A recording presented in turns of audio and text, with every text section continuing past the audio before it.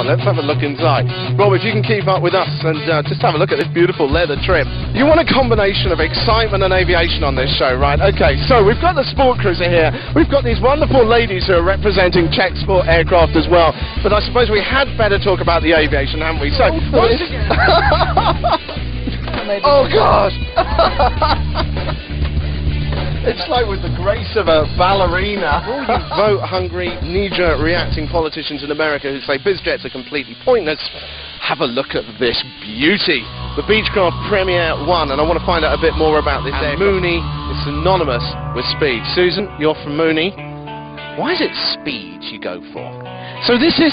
It's simply electrically powered off electric motors, isn't it? Yes. To talk to you this weekend. And good luck to the guys with all these fancy questions.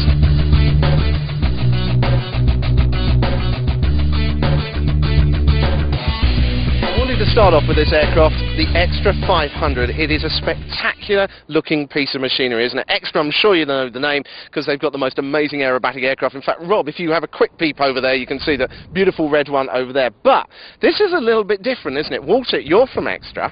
Yes. Is it a business jet? Is it... What is it? Well, it's meant to carry people around on reasonably long distance for the size of airplane. We can go 1,600 nautical miles, so cover quite a distance. Yeah. And it's a family airplane or it's a business airplane for the self-flying businessman. Shall we have a look inside this? Yeah. If Rob can keep up with us, because this is absolutely beautiful inside. I'll let you open the catch, because this is a nice... How old is this aircraft actually, Walter? It looks very new, straight out of the showroom. Yeah, it's... well, this one actually is our test bed and has flown like 700 hours now. Right. So it does have some experience. Took me to the United States a couple of times. Well, but you can see, as always with this kind of thing, beautiful leather. But it's a lot smaller than your standard bizjet. But I'll have a... Let's climb through here, actually, Rob. Right, so we're in the cockpit now, Walter. It kind of is like a bizjet, isn't it? Although this is a test aircraft. So tell us a bit about the layout and the comfort and that kind of thing. Well, you know, this is meant to carry 6 people around, and this is the very first one, and this is the airplane we have gained some experience in. We are now in production. We are just, well, 80% ready for with the first production airplane. It will be delivered in fall this year. This is my favourite aircraft, and unfortunately, not because of these guys. It is the sport cruiser. I want to introduce now Martin, who's standing just outside of the shot, giggling away. Martin, it's a real pleasure to see you. Hey. Look, I've talked about this aircraft on the show before. We've reviewed it. I love it. Yeah, now, you've just taken on this aircraft as well. You're really putting in a strong marketing drive now, aren't you? Right. Why do you love this aircraft so much that you bought the company? Well, I fly a bit special. I'm pretty much... It's a very different aircraft. It is, but for touring and cruise speed, I choose Sport Cruiser as my favorite aircraft. We are manufacturing and maintaining GA standards for our production, so there is a really big difference between us and other foam and plastic ultralights. So really, we are maintaining the highest standard in the industry. I just want to have a look at some of these controls very quickly with Artur. Now, look, a lot of people watching this show are going to be familiar with light aircraft and perhaps with helicopters as well. So, looking at these controls, is there anything particularly different that people need to get used to in an autogyro? The instruments are standard, like you can see in every other light aircraft and helicopter as well. Just standard instruments using for flight. And how hard is it to learn to fly an autogyro compared to like a light sport aircraft or a helicopter? It's so easy like an aircraft. Much easier than a helicopter. For the helicopter you need really a lot of hours to learn to fly. It's so easy like every other aircraft. I think as a younger pilot, or let's say relatively fewer hours rather than the age, it's nice to have the ability to see where you are and back up what you're learning. Not necessarily straight out the bat. You know, you've got to learn your normal navigation, how to use the VOR in your aircraft. You know, that's all part of flying. But it's just nice to have the backup behind you. Now, while the Detroit 3 might currently be working their way around America on eco-powered, wind-powered bicycles, this is the kind of machinery where serious business gets done. So, let's have a talk here to a man who knows all about this aircraft, beautiful aircraft. Byron. Yes. It's the Premier 1. You've obviously got a lot of jets around. What is it about this one, first of all? Well, this is the biggest, fastest airplane, light jet in the world today. I said that this is the kind of thing that serious business gets done in. We all know there's a lot of debate about this at the moment. Why should you use a bizjet like this? Yeah, great question. Well, number one, it's an incredibly convenient way of getting around. You have great privacy when you travel in the aircraft.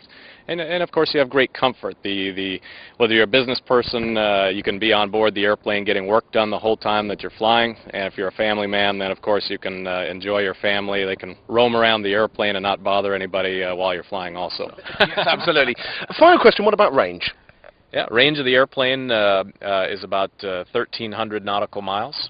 We're coming out with a new derivative of this airplane called the Premier 2, which will have 1,500 nautical miles of range and some more powerful engines. So as fast as this airplane climbs, which it really is quite a little rocket, as we say, the new airplane will climb even faster.